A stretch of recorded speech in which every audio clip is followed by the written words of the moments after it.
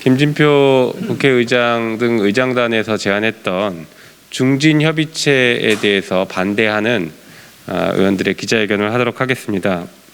저희는 총 여기 오신 분들 포함해서 총 22명의 의원들이, 민주당 의원과 무소속 민영배 의원님 포함해서 22명의 의원들이 중진협의체 제안에 대해서 반대하는 그런 의견을 표명하고자 이 자리에 섰습니다. 준비된 기자회견문 낭독하도록 하겠습니다.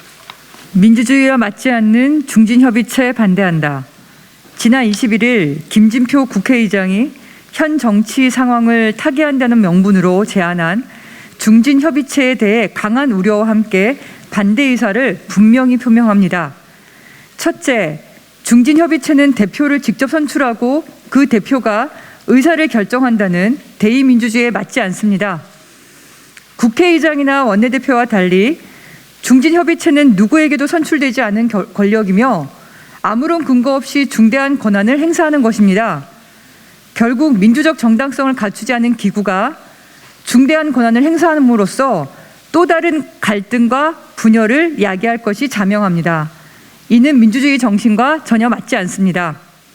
더 나아가 올바른 책임 정치가 아닙니다.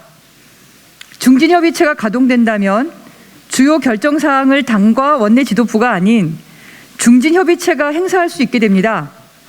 책임은 당대표 등 당 지도부가 지고 결정은 중진협의체가 하겠다는 것인데, 이는 책임과 권한이 일치하지 않는 모순이며 책임 전체에도 반합니다.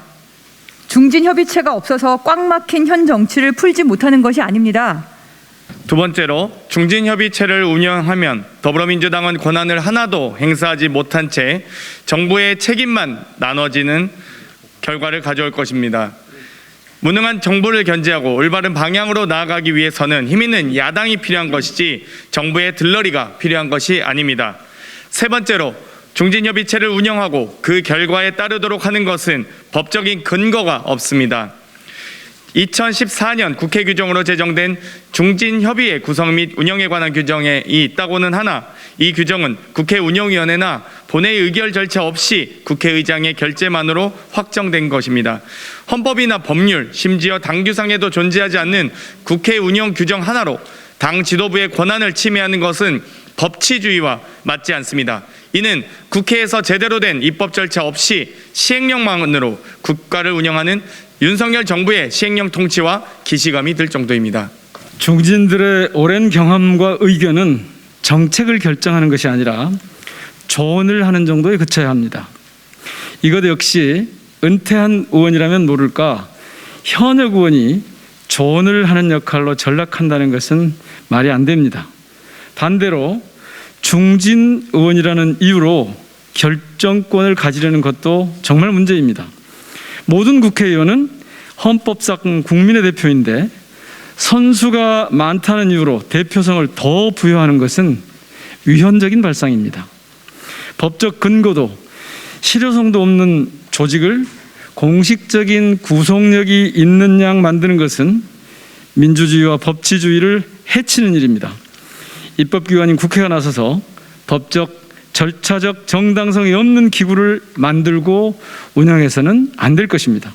저희는 민주주의에 반하는 중진협의체를 반대합니다.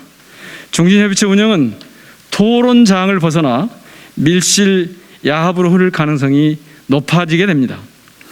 역대급 무능한 윤석열 정부로 인해 민생이 파탄나고 민주주의가 후퇴하고 있습니다. 국민은 지금 야당다운 야당, 할 일을 제대로 하는 민주당을 원하고 있습니다.